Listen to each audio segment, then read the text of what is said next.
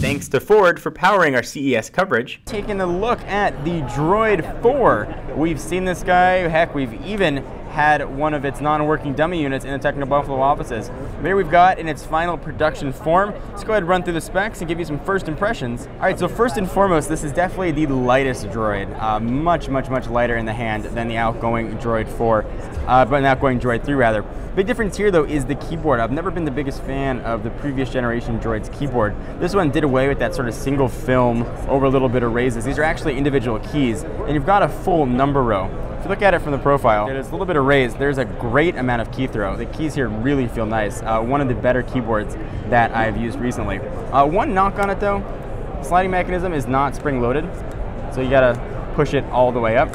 So it is running Gingerbread. It's version 2.3.5. It's got a 1.2 gigahertz dual core CPU in here. It's got a 4-inch QHD display on the back of it. And it's got an 8 megapixel camera that can shoot 1080p video. You can see it tells you right there. And it's got an LED flash, 16 gigs of storage built in.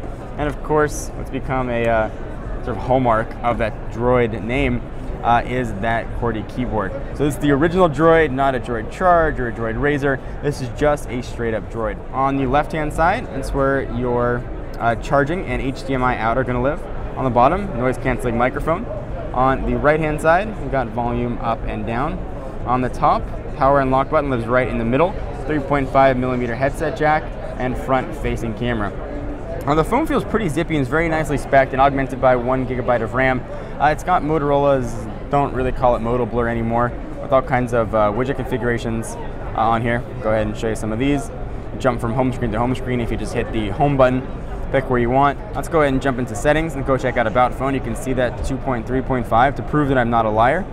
Android 2.3.5, presumably though we will see ice cream sandwich on this guy in the near future. You've got 4 capacitive buttons here at the bottom. This sort of Motorola's reversed order. You got your menu, home, back, and search, and those do give you haptic feedback whenever you touch them. If you go back home, you've got a little bit of indicator down there at the bottom. Hopefully you can see. That'll show you what screen you're on. That'll move around between any of the 5 home screens that the Motorola Droid 4 has. So I'm John Rettinger from Techno Buffalo. Be sure to stay tuned for a full review of the Droid 4 and all of its QWERTY pack in action. I'll see you guys in the next video. Bye-bye. No one likes the difficulty and precision needed when parallel parking. But when you use the Active Park Assist feature found on the Focus, you remove the stress by using ultrasonic sensors to identify an open parking spot. Pair this with the rear view camera and the car practically parks itself for you. Thanks to Ford for powering our CES coverage.